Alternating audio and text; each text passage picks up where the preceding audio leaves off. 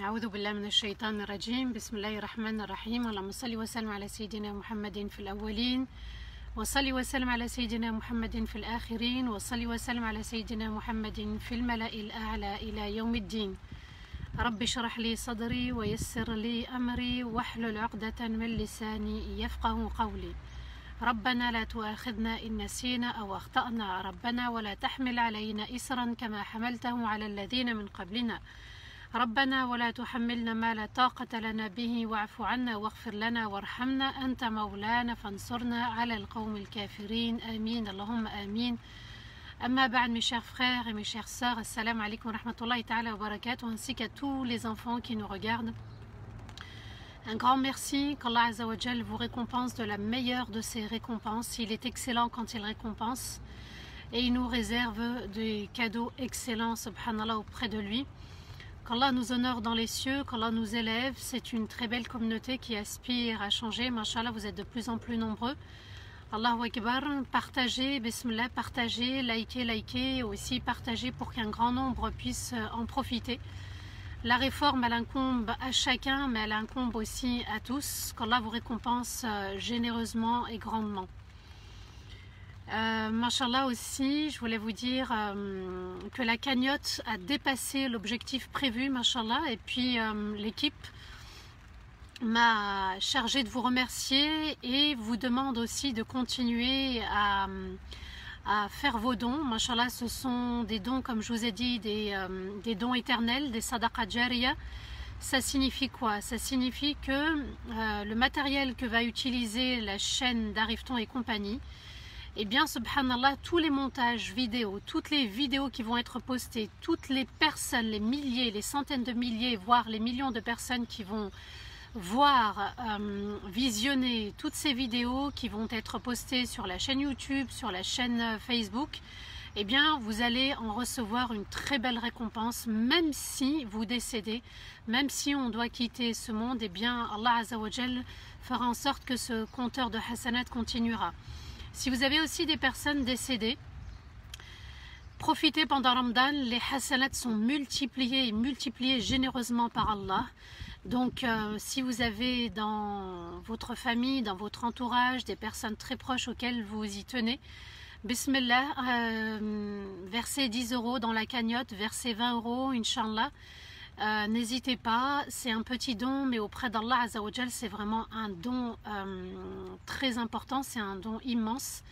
Allah Azza wa Jal, c'est lui qui pèse dans la balance. Nous, on pèse, on se dit, c'est peut-être que 10 €. Mais c'est tellement donné avec sincérité, avec générosité, qu'Allah Azza wa Jal fera en sorte que comme si on avait donné beaucoup plus. J'espère que tout le monde va bien, j'espère que tout le monde avance, j'espère que tout le monde passe un très très bon Ramadan. Mashallah, on est à 7 jours de Ramadan, Allahu Akbar. C'est une première, une grande première où tous les jours on passe Ramadan ensemble, mashallah. Et puis, subhanallah, c'est la chaîne d'Arifton qui nous réunit, Allahu Akbar, grâce à notre Seigneur, et du coup ils méritent qu'on les encourage. Mettez-leur des mots, des petits messages pour les encourager, toute l'équipe. Mettez-leur des messages aussi pour les remercier, mettez-leur aussi des messages pour qu'ils poursuivent dans le khir, parce que c'est une très très belle aumône. Regardez, mashallah, notre grand frère Rachid Haddash, rahimahullah, toutes les vidéos qu'il a laissées derrière lui, Allahu Akbar, elles sont visionnées pendant Ramadan. Le compteur Hassanat continue pour lui. Continuez, mashallah, peut-être que ce n'est pas vous qui êtes derrière l'écran, mais vous pouvez participer d'une autre manière, c'est-à-dire au montage, aux vidéos, et à ce que les gens partagent les vidéos, voient les vidéos et savourent les vidéos. Allah Azza wa Jal, c'est lui qui récompense, et de la meilleure des façons. On va enchaîner, Inch'Allah, avec notre thématique, la purification de l'âme. N'hésitez pas à regarder, à revoir toutes les vidéos, tous les lives qu'on a fait ensemble. La purification de l'âme, Inch'Allah, aujourd'hui, on va terminer pour la langue. D'accord, vous avez vu que ça a pris beaucoup de temps, subhanallah, tout simplement parce que la langue, c'est le muscle, c'est l'organe qui s'investit énormément. Alors autant l'investir dans le bien que de l'investir dans le mal. Et ce qui est important, c'est de connaître quels sont les péchés de la langue pour éviter de faire en sorte que ce soldat soit un mauvais soldat. Et puis qu'il y ait une attaque d'Iblis ou il y ait une attaque extérieure et qui puisse justement corrompre tout le château. Et c'est le cœur au final qui en pâtit. On avait expliqué que le cœur était le roi, d'accord. Le corps, c'est tout le château fort, il faut protéger le roi. C'est comme ça que ça se passe. Et si on a un soldat qui n'est pas très bon, eh bien, subhanallah, ça peut s'affecter sur les autres soldats.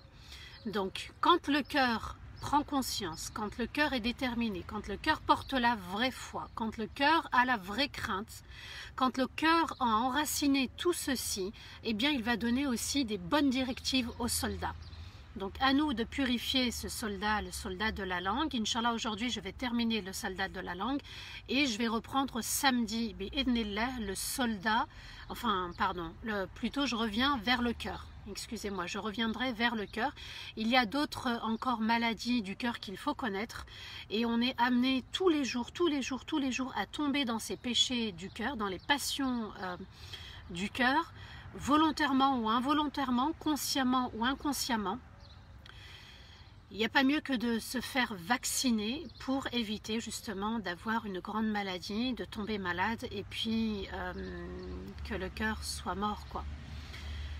Inch'Allah, bi'idhnillah, demain, bi'idhnillah, il y aura une nouvelle série sur l'explication de Surat Hud. Donc on a fini Surat Al-Kahf, les enseignements de Surat Al-Kahf, et je voulais enchaîner, Inch'Allah, avec Surat Hud. Vous allez voir qu'il y a pas mal d'histoires avec les prophètes, il y a pas mal d'enseignements, de leçons. J'ai vraiment réfléchi, je me suis posé la question, j'ai demandé à mon Seigneur de m'aider, et j'ai choisi justement cette thématique, le tafsir de Surat Hud. On verra ensemble, tout doucement, il y a pas mal de choses à dire, le confinement continue, qu'Allah fasse que ce confinement soit agréable, qu'il soit un tremplin dans notre vie, qu'il nous ouvre des portes qui étaient verrouillées, et puis qu'il apaise nos cœurs et qu'on soit tous ensemble une force pour demain, pour nos familles, pour nos enfants, pour nous-mêmes et la communauté ainsi que le monde entier. On invoque, on invoque, on invoque. Les doigts sont une arme, a dit le prophète alayhi salatu wassalam. On continue, qu'Allah vous récompense infiniment. Alors, vous avez bien enraciné le verset de Surat Al-Isra où Allah dit « Inna hadha al-Qur'ana yahdi lillati hiya aqwam ».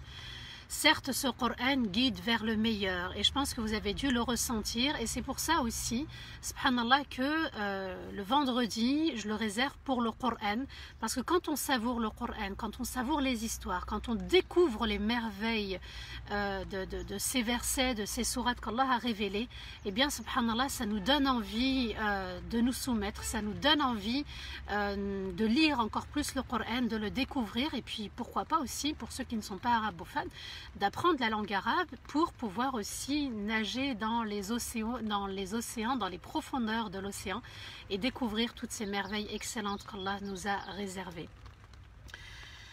Dans Surat Al-Talaq, le verset 10 c'est le verset 11, Allah nous dit « Fattaqullah ya ulil albab alladhina amanu » قد أنزل الله إليكم ذكرا رسولا يتلو عليكم آيات الله مبينات ليخرج الذين آمنوا وعملوا الصالحات من الظلمات إلى النور ومن يؤمن بالله ويعمل صالحا يدخله جنات تجري من تحتها الأنهار خالدين فيها أبدا قد أحسن الله له رزقا. Allah nous dit et craignez Allah, vous les doués d'intelligence qui portez véritablement la foi dans votre cœur. Allah a fait descendre le Coran en souvenir et en honneur pour vous. Un messager qui récite les versets d'Allah qu'Allah a clarifiés pour faire sortir ceux qui ont œuvré sincèrement des ténèbres vers la lumière et celui qui a une foi véritable en Allah et œuvre sincèrement entrera dans les paradis où coulent les rivières ils y seront pour l'éternité. Et certes, Allah leur a comblé, écoutez bien, et certes, Allah leur a comblé d'un excellent cadeau. Allah Azza wa Jal nous dit quoi? Il nous appelle à la crainte. Et que ceux qui craignent Allah sont aussi les doués d'intelligence. Ça signifie quoi? Une foi enracinée, c'est un signe d'intelligence. Et aussi, vous qui portez la véritable foi, entre la crainte d'Allah, entre la foi enracinée dans le cœur, eh bien Allah nous dit que c'est un signe d'intelligence. Ça n'est pas donné à tout le monde. Donc, la soumission à Allah Azza wa Jal est très méritoire au regard d'Allah. Allah a fait descendre le Coran en souvenir et en honneur pour vous, pour qu'on se souvienne d'Allah et pour qu'il honore cette belle et magnifique communauté. Un messager qui récite les versets d'Allah, c'est-à-dire Rasulullah sallallahu alayhi wa sallam, qu'Allah a clarifié pour faire sortir ceux qui ont œuvré sincèrement des ténèbres vers la lumière. Allah Azza wa Jalla a envoyé des versets très clairs. Certains versets, c'est vrai, ils sont sujets à explication de nos savants, mais Allah nous a dit qu'il a tout clarifié. Pour faire sortir ceux qui ont œuvré sincèrement des ténèbres vers la lumière, donc l'intention sincère qu'on a mis pour se réformer, pour changer, pour évoluer, pour avancer, eh bien Allah Azza wa Jal nous dit qu'il va nous faire sortir des ténèbres vers la lumière. Les ténèbres, c'est toutes ces couches aussi qui sont sur notre cœur, qui ont assombri notre cœur. C'est comme, subhanallah, le soleil, lorsqu'il est couvert des nuages, on n'arrive pas à le voir. Eh bien, le cœur, c'est la même chose. Le cœur, c'est ce roi. Et puis, il y a tout ce brouillard, toute cette couche, tout cet amas de péchés, de passions, de défauts qu'il faut enlever pour les faire sortir des ténèbres vers la lumière. Et celui qui a une foi véritable en Allah Azza wa Jal et œuvre sincèrement, donc une foi enracinée, ferme, il n'y a aucun doute dans la foi. L'amour est intense, l'amour est fort. Pourquoi? Parce qu'Allah est excellent. Ses ordres sont excellents, ses interdits sont excellents.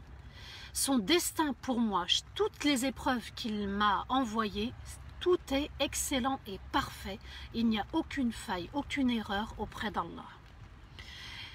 Et celui qui a une foi véritable en Allah, œuvre sincèrement, donc vous voyez que une foi enracinée, une crainte enracinée, bismillah liké, bismillah partagé, et le lien Kotizop est juste en bas.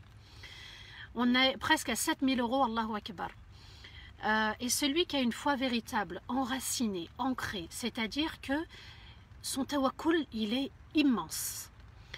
Pourquoi? Parce qu'Allah, il est excellence, sa bienveillance est excellente. Tout est excellent dans Allah. Même quand il envoie une maladie, il envoie une épreuve, il m'arrive quoi que ce soit dans ma vie, tout est excellent. Et quand il m'invite, subhanallah, à faire un don, eh bien, c'est une bienveillance excellente de la part d'Allah.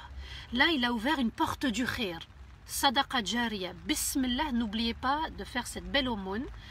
On est une communauté forte et tous ensemble, quand on dit Iyaka na'budu, c'est tous ensemble. Là, c'est en même temps le don pour la chaîne d'Arifton, pour tout le matériel, l'investissement. Il est important, subhanallah, de comprendre que c'est une porte vers l'excellence qu'Allah Azza wa Jal nous ouvre. Continuez à liker, continuez à partager ce rappel.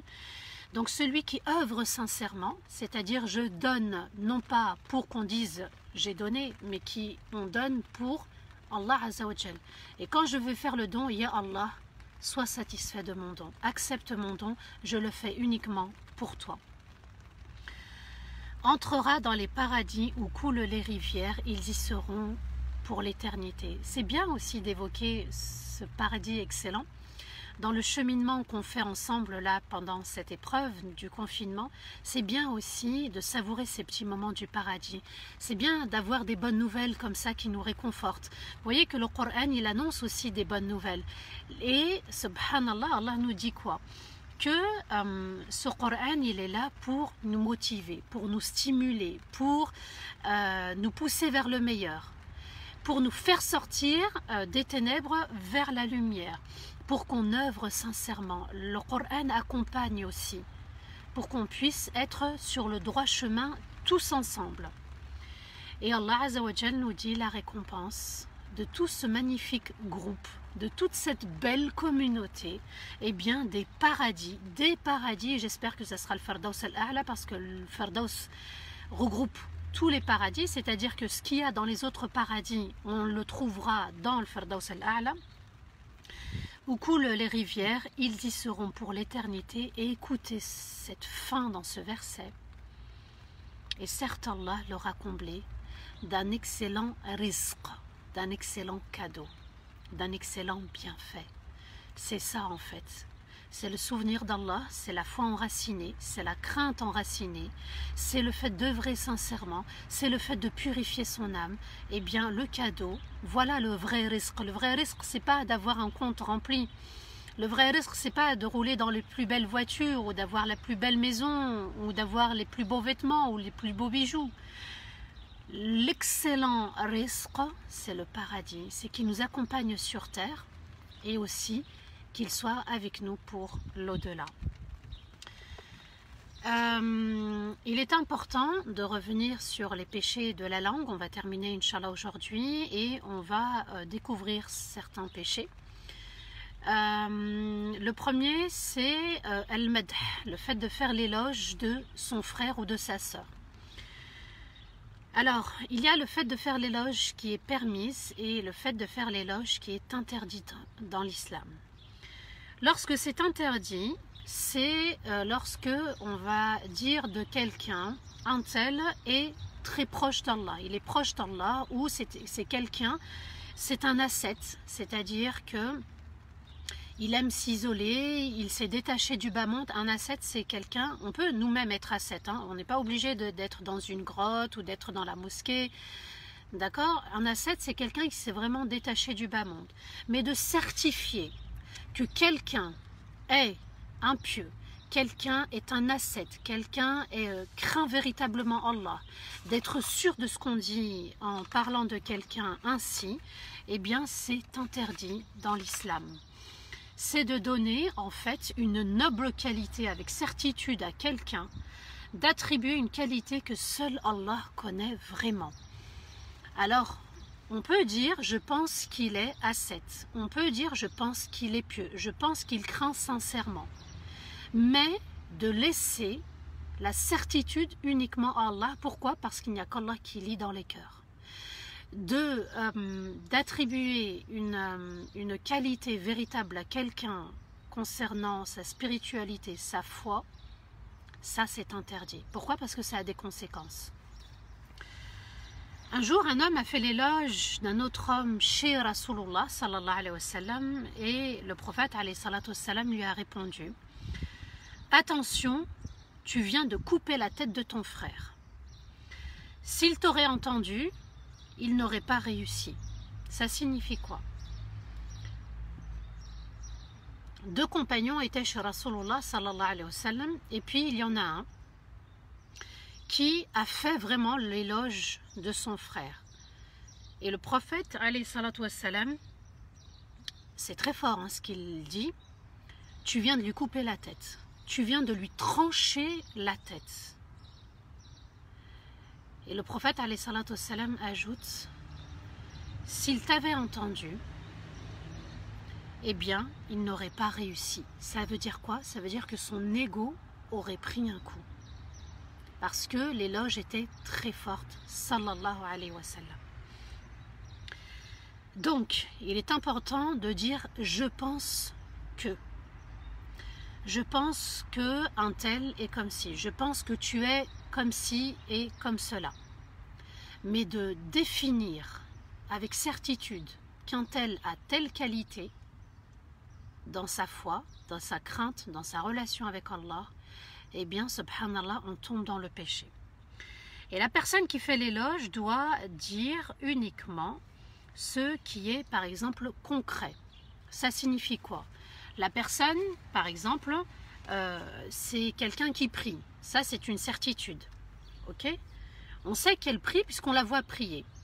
Mais de dire qu'Allah a accepté la prière d'un tel, là, on rentre dans le monde invisible.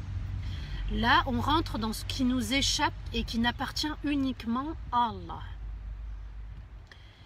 Il est important, quand il s'agit de l'intérieur de la personne, de son cœur, d'être prudent et de dire « je pense que ». Donc, le fait de faire l'éloge de quelqu'un peut nous être préjudiciable.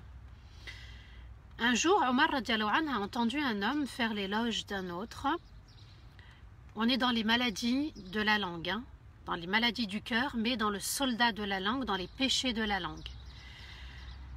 Un jour, donc, Omar radiallahu anhu va entendre un homme faire l'éloge d'un autre. Et Omar radiallahu anhu lui pose la question, est-ce que tu as voyagé avec cette personne? Et la personne répond non. Et Omar pose une autre question, est-ce que tu l'as fréquenté? Dans les affaires, dans différentes relations, est-ce que tu as eu sa compagnie en fait? Et une autre question, il lui a demandé, est-ce que tu es son voisin, jour et nuit, du matin jusqu'au soir, est-ce que tu es son voisin? Ça signifie quoi? Est-ce que tu as fréquenté réellement cette personne pour faire son éloge? Et l'homme dit non. Alors Omar radiallahu anhu lui répond, par Allah, et il n'y a de Dieu qu'Allah, tu ne le connais pas. Ça signifie quoi? Tu ne dois pas faire son éloge. Parce que tu n'as pas voyagé avec lui, parce que tu ne l'as pas fréquenté, parce que tu n'as pas eu des relations où il y a eu l'argent entre vous, les relations humaines aussi. Vous savez, quand on côtoie régulièrement une personne, on voit tout doucement ses défauts. Est-ce que nous, on va s'adapter à ces défauts? On voit, hein, en voyage, on voit qui est qui aussi. Est-ce qu'un tel va patienter? Est-ce qu'un tel va penser à lui ou à elle, etc. Eh bien, Omar lui dit, mais en fait, tu ne le connais pas. Alors, si tu ne le connais pas, pourquoi tu fais son éloge? Pourquoi tu certifies quelque chose dont tu n'as même pas connaissance? Donc, les savants disent qu'on tombe dans le péché à ce moment-là. Allahu Akbar. Il est nécessaire, très souvent, de se taire. Le danger pour la personne qui fait l'éloge, donc si moi, je cite des qualités avec certitude de Sarah, ou de Ahmed, ou de Ali, eh bien, premièrement, je peux aller dans l'exagération.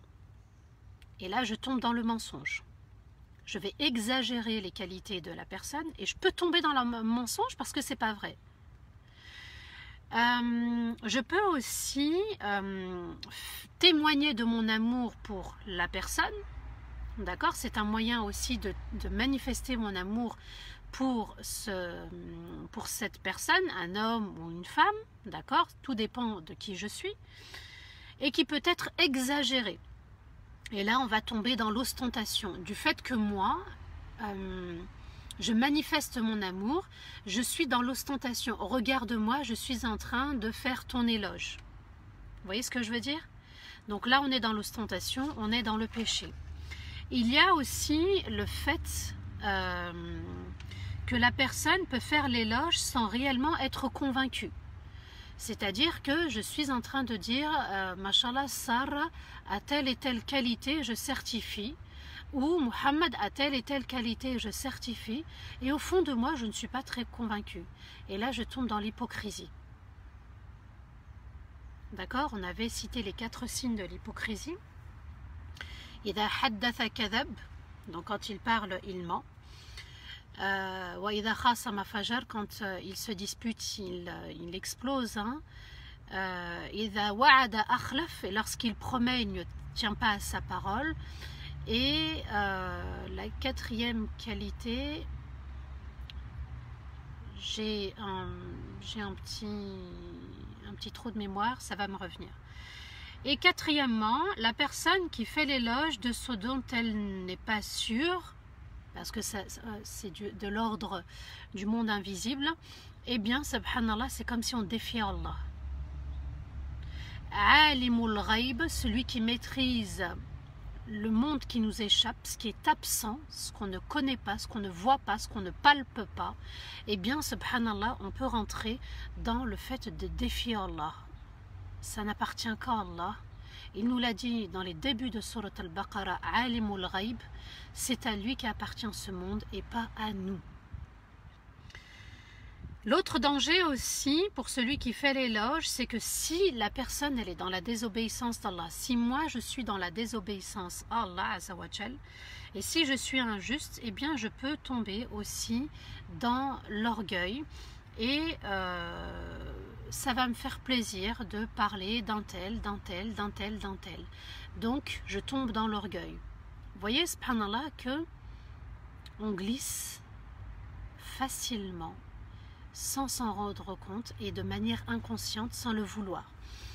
Il est important, vous voyez, de maîtriser tous ces péchés de la langue dans nos relations avec les autres. C'est important de connaître comment parler avec les autres, comment s'adresser aux autres pour que mon cœur ne soit pas impacté par les taches noires, par les péchés. Qu'Allah nous facilite. Amin, ya Rabbal Alamin, je vois, oui. Qu'Allah nous facilite. Vous comprenez la nécessité de dire Ya Allah tous ensemble. Seul toi, tous ensemble nous adorons. Seul auprès de toi, tous ensemble nous demandons de l'aide.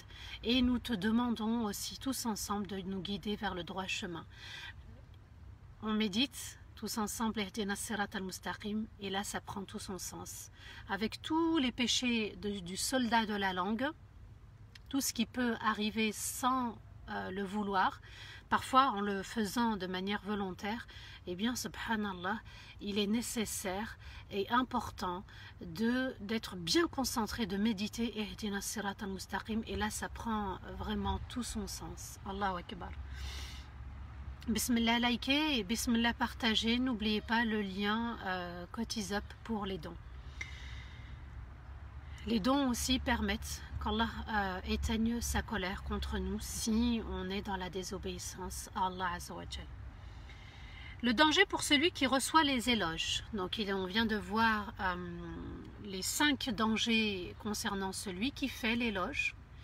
Maintenant, celui qui va recevoir l'éloge, il y a aussi un danger. Vous comprenez que dire du bien de quelqu'un, en affirmant une chose, on peut aussi le corrompre son cœur. Premièrement, c'est que la personne peut être touchée par l'orgueil. La personne va s'admirer. Ah ouais, tiens, ah oui, je suis comme ça. Ah tiens, les gens pensent de moi telle ou telle qualité. Ils m'attribuent telle ou telle qualité. D'accord, on va y revenir, Inch'Allah, comment y remédier. Donc, l'ego peut en prendre un coup. On va s'admirer. On appelle ça en arabe al-ujb. On tombe dans l'admiration de soi. Deuxièmement, c'est que la personne, elle devient satisfaite d'elle-même. Ah oui, on me voue telle qualité. Ah ouais, super. Donc elle est satisfaite d'elle-même et la conséquence, c'est qu'elle ne va plus vouloir œuvrer. Elle va être dans la paresse, dans la fainéantise. Donc là, on n'est pas dans la haine, hein. On n'est pas dans le mauvais œil. Hein. Là, on est dans les dégâts de la langue, dans les péchés de la langue et il y a des conséquences. Et donc, elle va moins œuvrer, elle va se contenter de ce que les autres disent d'elle. Et la personne qui n'est pas satisfaite voudra toujours faire mieux. Donc, quand la personne a le bouclier de la crainte d'Allah, quand la personne s'est protégée, se protège et a le souci de se protéger de l'éloge que les autres peuvent lui faire, eh bien, subhanallah, elle n'est jamais satisfaite de ce qu'elle fait, de ce qu'elle œuvre. Elle se dit non, non, moi demain je peux mourir, j'ai encore rien fait et je dois demander pardon à mon Seigneur et je dois encore donner et je dois encore continuer à cheminer puisque rien n'est acquis dans la vie jusqu'à la mort. Le prophète alayhi salatu wassalam a dit « Jetez du sable sur le visage de ceux qui aiment faire l'éloge des autres. » Je répète, jetez du sable sur le visage de ceux qui aiment faire l'éloge des autres. Ça signifie quoi? C'est vraiment fort. Hein? Repoussez-les, éloignez-les, dites-leur que ça suffit. On n'a pas à faire ça à son frère ou à sa sœur. Dans Surat An-Najm, le verset 32, Allah nous dit « Fala tuzakku anfusakum huwa a'lamu biman ittaqa » Ne faites pas l'éloge de vous-même. Car c'est Allah qui vous a donné telle ou telle qualité, hein, bien sûr. Il sait par excellence celui qui craint véritablement Allah. Je répète, ne faites pas l'éloge de vous-même. Inch'Allah, on a dépassé les 7000 euros. Allahu Akbar, ce sont de très bonnes nouvelles. On continue. Oui, l'ego nous donne du fil à retordre. Subhanallah, on est là, Inch'Allah, tous ensemble pour le purifier. Ne faites pas l'éloge de vous-même. Même à soi, subhanallah, il faut se protéger contre le fait de s'admirer, d'admirer telle ou telle qualité en soi. On dit, alhamdoulilah, c'est Allah qui me l'a donné.